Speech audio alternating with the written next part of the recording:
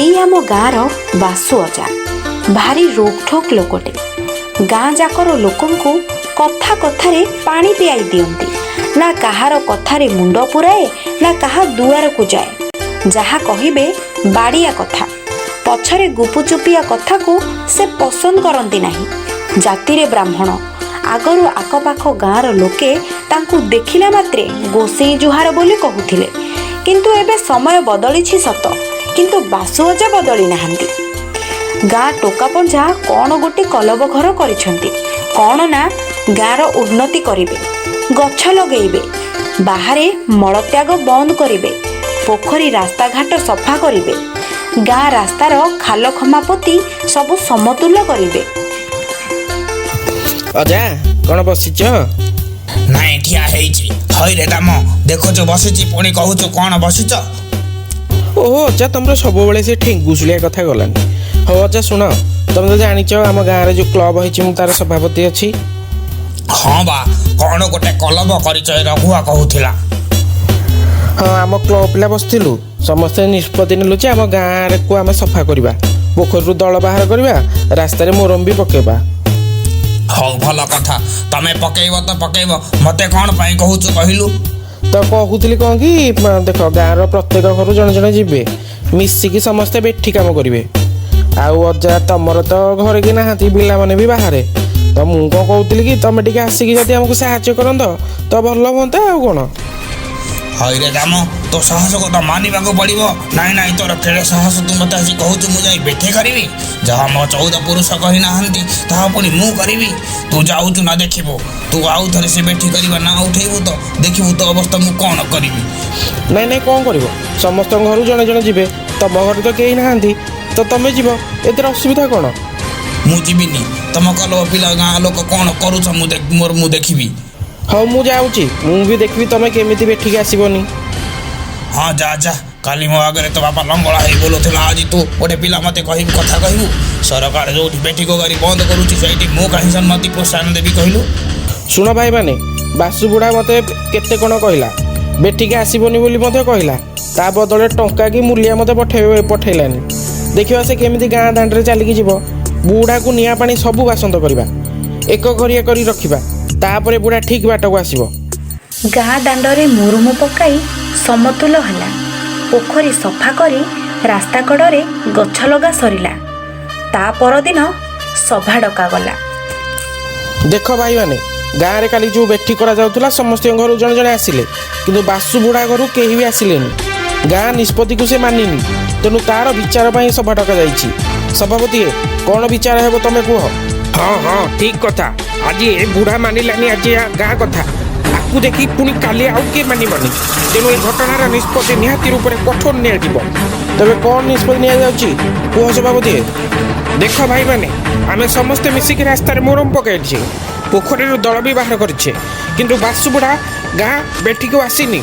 तेणु निष्पत्ति निगला जे बासु बुढ़ा गाँ लोक जिते दिन जाए भूल न मागिची एवं ए घटना बाबद को गाँ को 25,501 टंका जोरिमाना न देछि, सेते दिन जाए से गाँ रास्तार चली पारिबनी, पोखरी रे गाधई पारिबनी।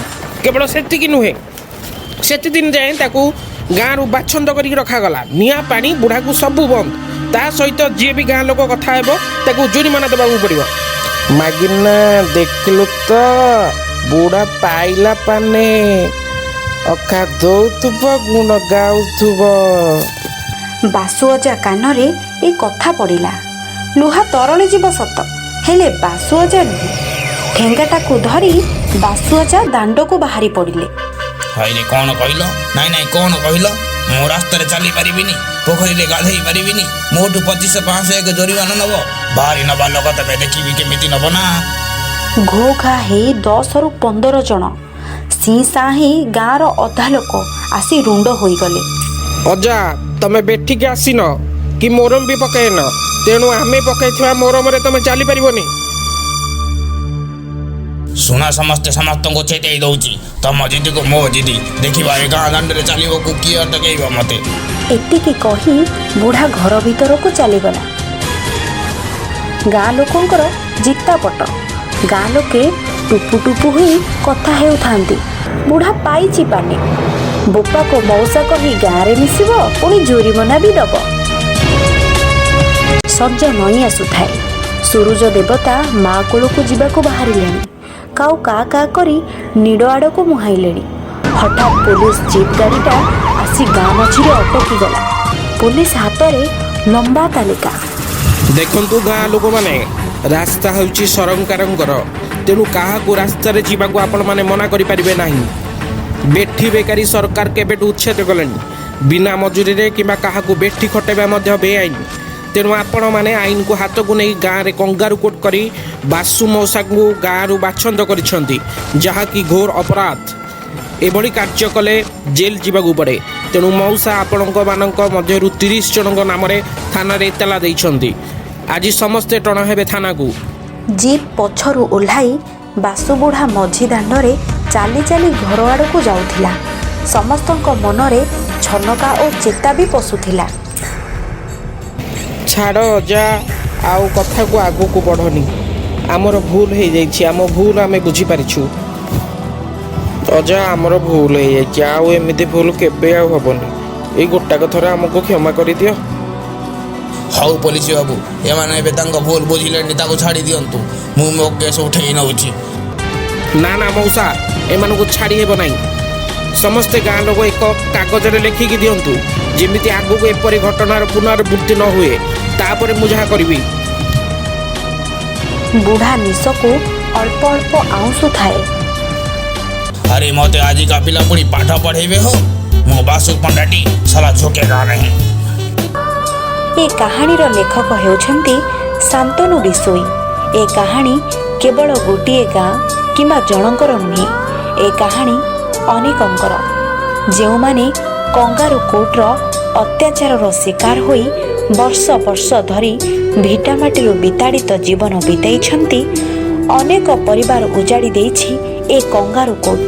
ଅନେକ ଜୀବନ ବି ଯାଇଛି। ଏତେ ସଚେତନତା, ଏତେ ଆଇନ ବ୍ୟବସ୍ଥା ଥାଇ ମଧ୍ୟ ଆଜି କେଉଁଠି ନା କେଉଁଠି ବସୁଛି କଙ୍ଗାରୁ କୋର୍ଟ, ଆଉ ଅତ୍ୟାଚାରର ଶିକାର ହେଉଛନ୍ତି ନିରୀହ ପରିବାର। ତେଣୁ ଆସନ୍ତୁ ସଂକଳ୍ପ ନେବା, କଙ୍ଗାରୁ କୋର୍ଟର ମୂଳପୋଛ କରିବା।